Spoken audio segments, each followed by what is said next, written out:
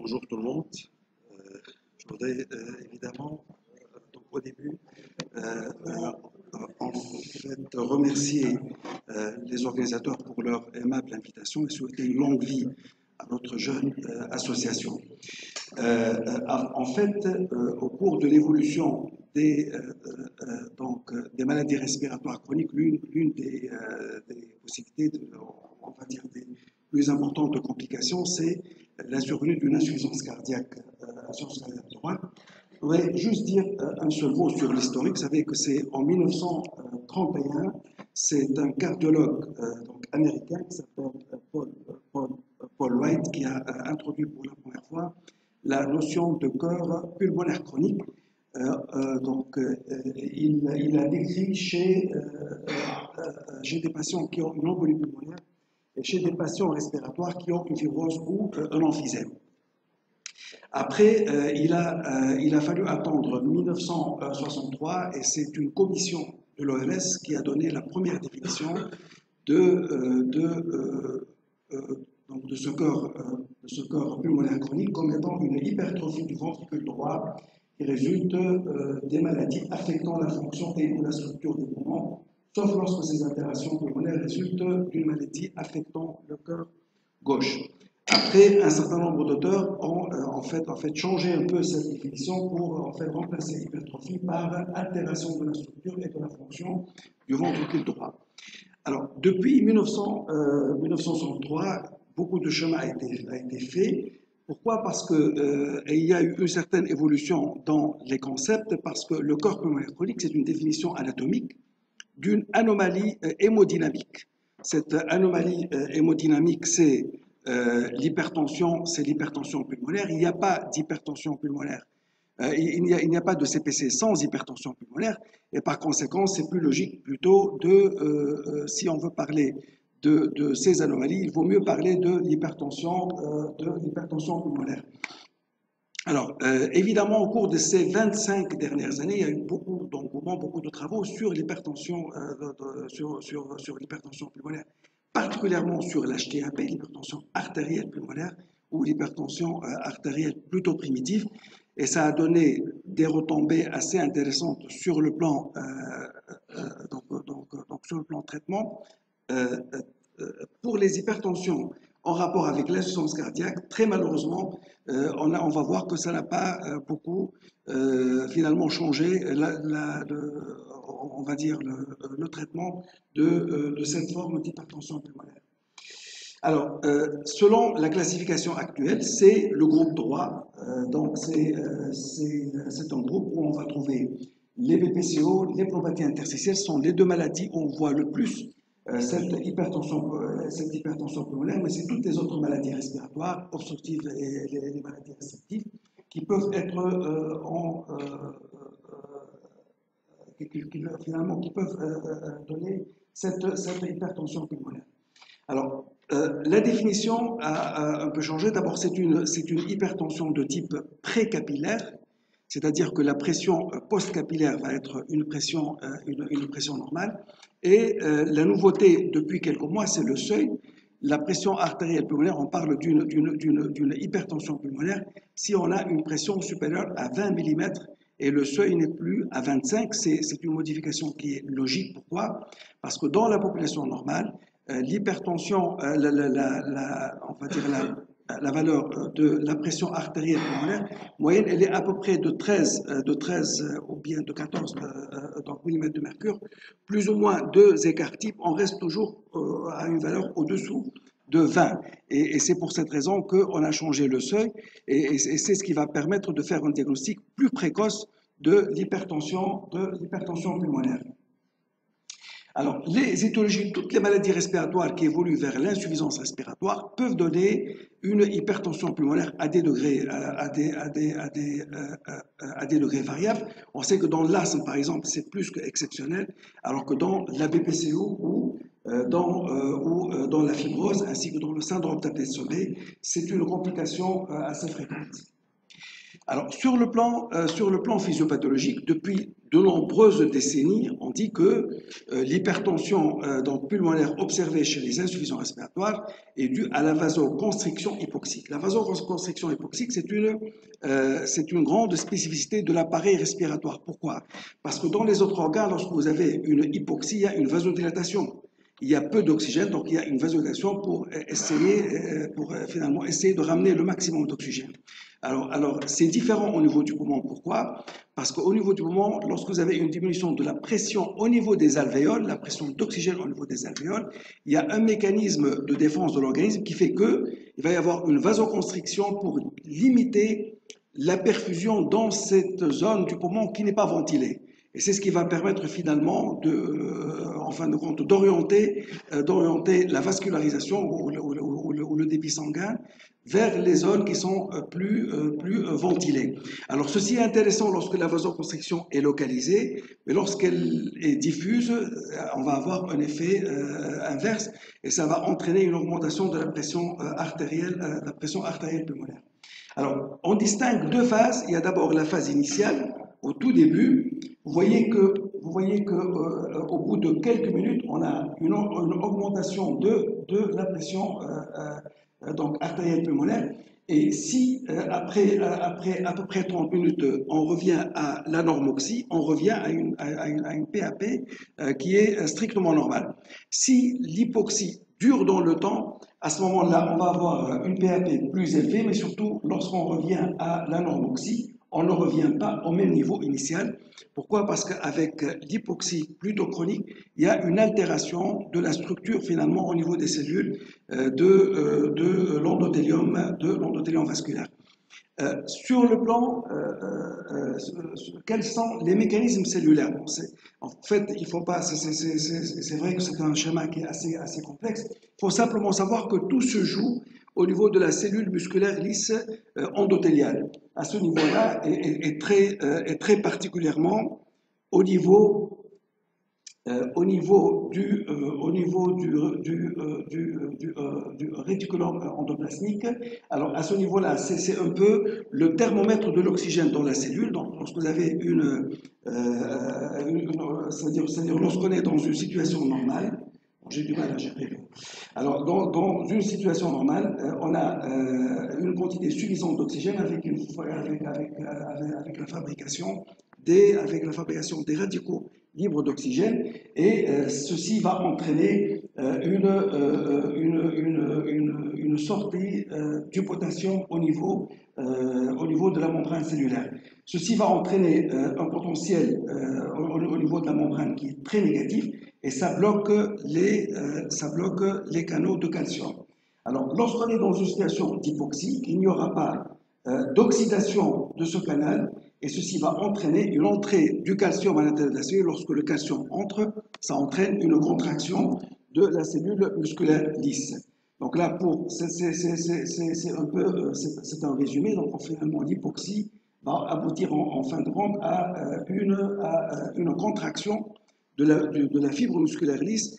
Et cette contraction va améliorer le rapport ventilation-perfusion lorsque l'hypoxie est localisée au niveau d'un territoire bien précis.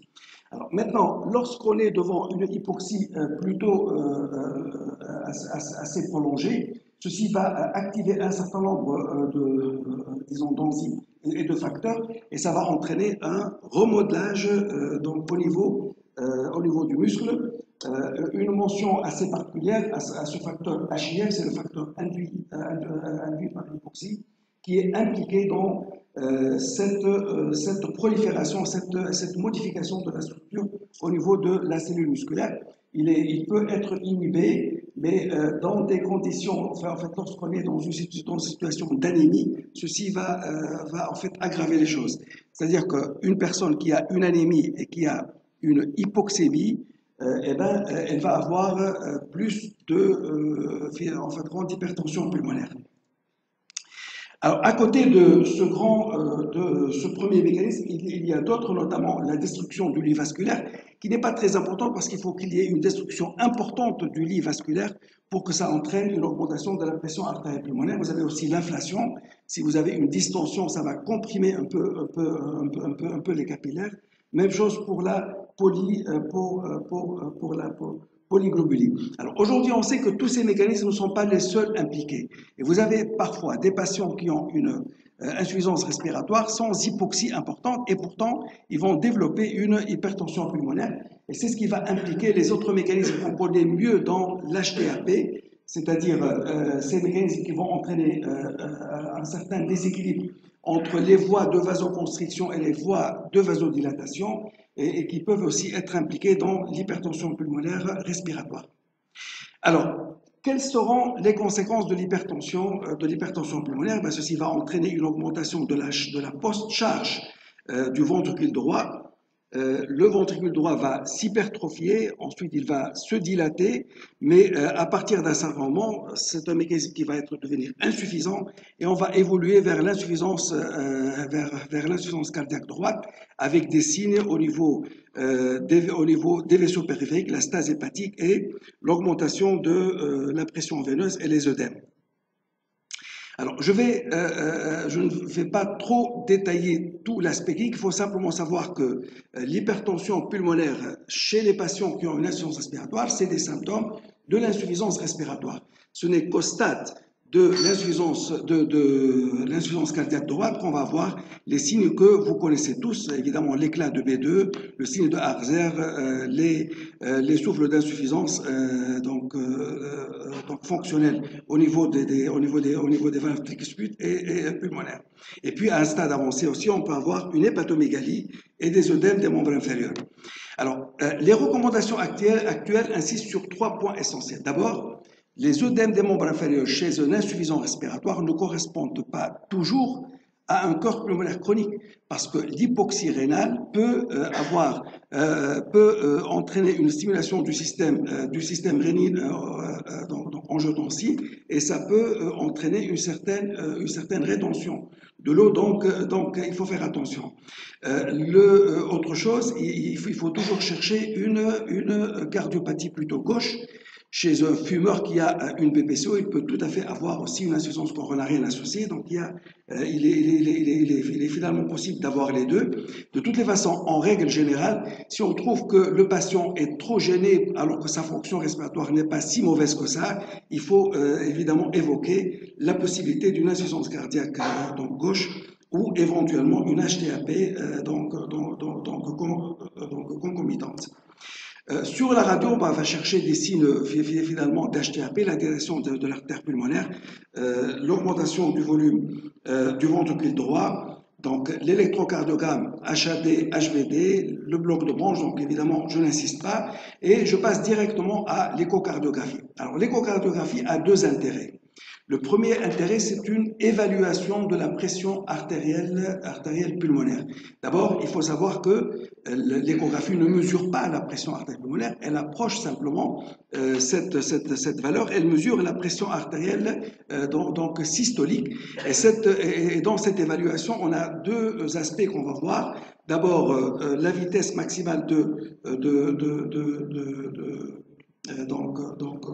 d'insuffisance au niveau de la valve tricuspide pour la première partie, et la deuxième partie c'est la pression au niveau de l'oreillette droite qui va être évaluée par le diamètre de la veine cave inférieure et sa variation entre l'inspiration et l'expiration. Alors, le deuxième intérêt, c'est de chercher bien sûr des signes donc HVD avec une augmentation des volumes des cavités droites. Le code standard en matière de diagnostic de l'hypertension pulmonaire reste évidemment le cathé droit qu'on va faire monter à partir d'une veine, périphérique. On va mesurer la pression au niveau de l'oreillette, au niveau du ventricule, au niveau de l'artère pulmonaire. Ensuite, on va bloquer au fond pour mesurer la pression au niveau du capillaire. Alors, quelles sont les recommandations actuelles? Finalement, quelles sont les indications de l'échocardiographie? Quelles sont les indications du cathé droit? Alors, pour l'écho, il est évident, étant donné que c'est un moyen qui n'est pas invasif, donc finalement, chaque fois on suspecte finalement une hypertension pulmonaire, on peut faire cette échographie. ou si on veut chercher aussi une cardiopathie donc gauche. Alors, il faut savoir que cette échographie peut poser des problèmes chez les insuffisants respiratoires qui sont distendus. Elle n'est pas toujours très facile à faire, mais il est aussi bien recommandé actuellement finalement, il faut adresser les patients chez qui on suspecte finalement cette hypertension pulmonaire dans un centre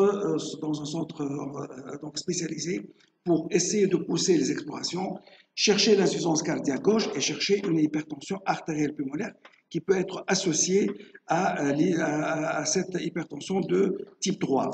Pour le cathé droit, alors le diagnostic, c'est vrai que le diagnostic, on le fait par le cathé droit, mais seulement il n'y a pas actuellement des recommandations, il n'y a pas d'indication systématique pour faire un cathé droit chez tous les insuffisants respiratoires. Ceci ne doit se faire que lorsqu'on a affaire à un patient qui va subir par exemple une transplantation. Donc, dans le cadre du bilan de la pré-transplantation, on peut éventuellement faire le cathé droit, ou si on suspecte l'association d'une hypertension donc artérielle pulmonaire ou bien thromboembolique.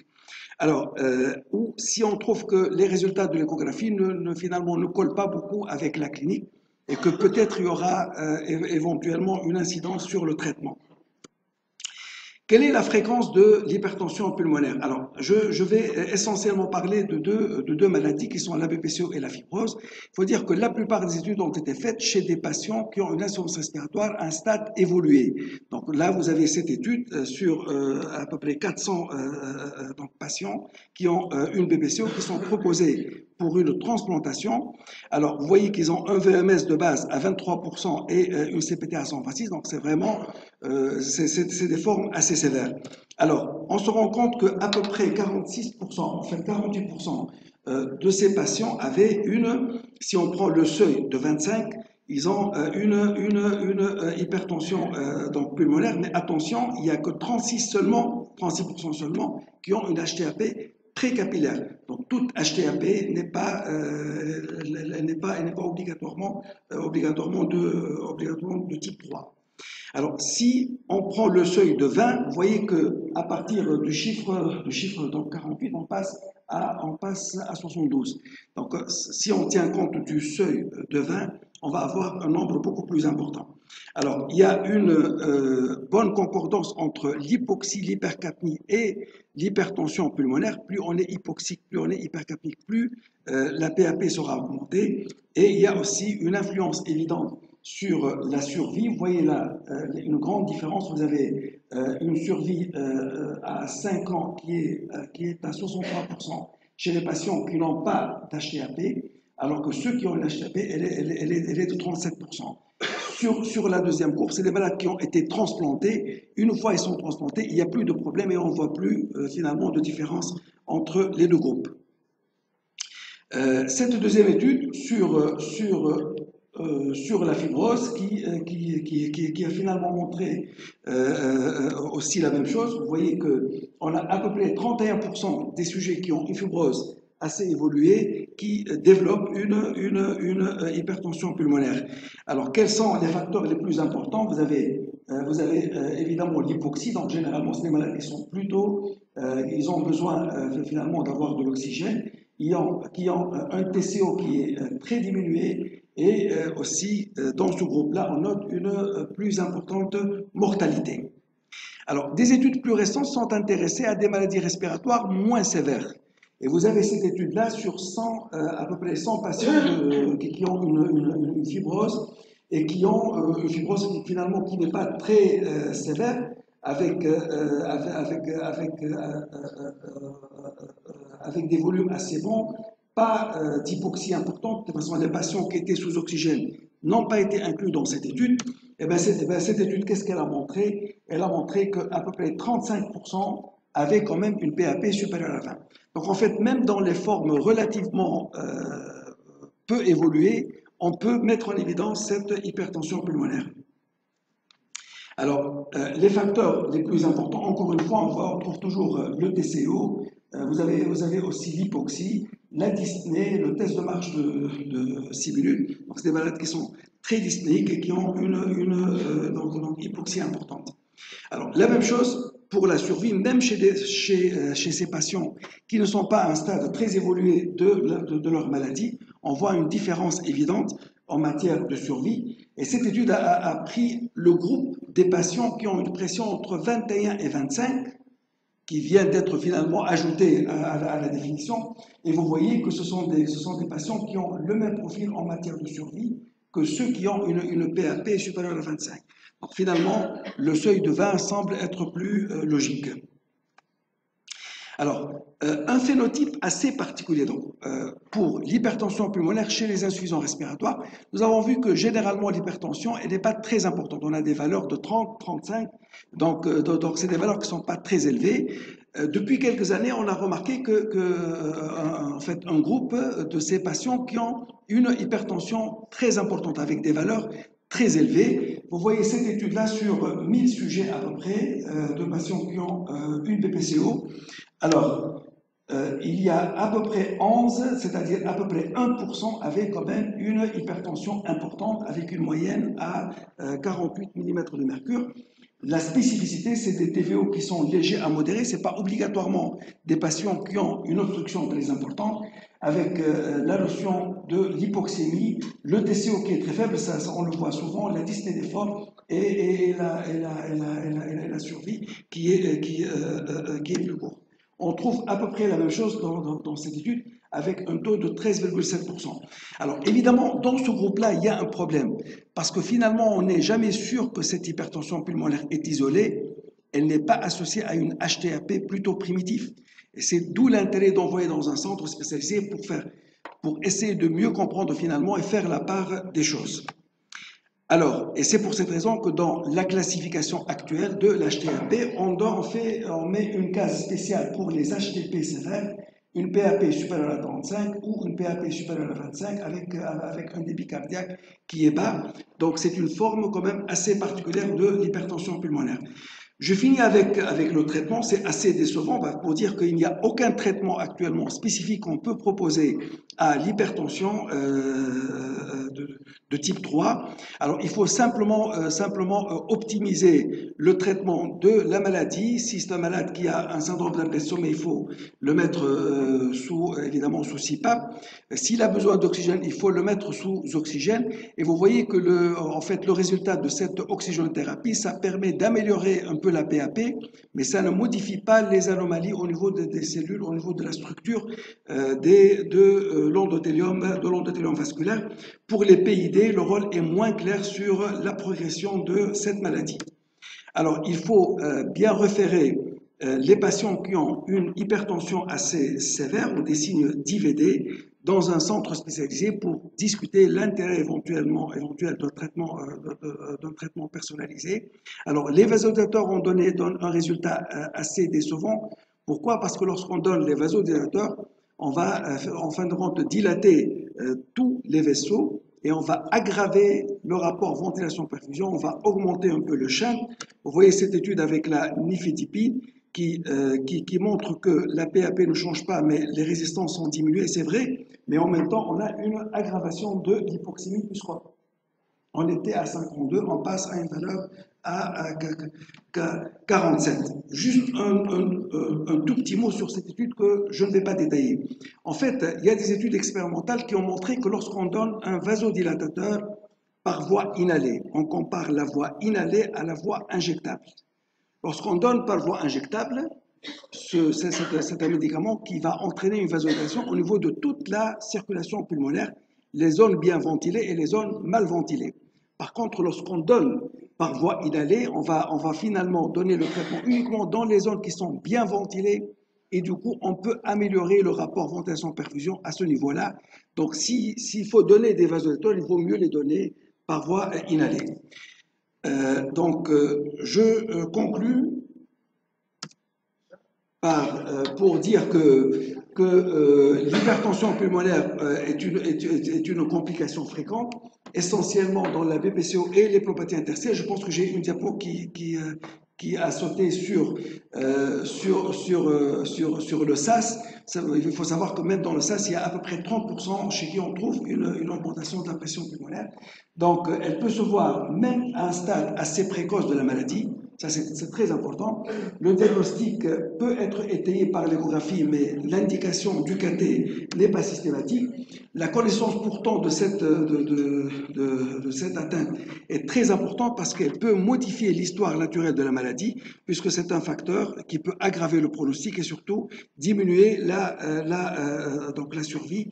Il n'y a pas de traitement qu'on peut actuellement proposer en dehors du traitement de la maladie respiratoire, et puis on insiste toujours sur l'intérêt de créer des centres de référence qui peuvent prendre en charge ce type de maladie. Et je vous remercie pour votre attention.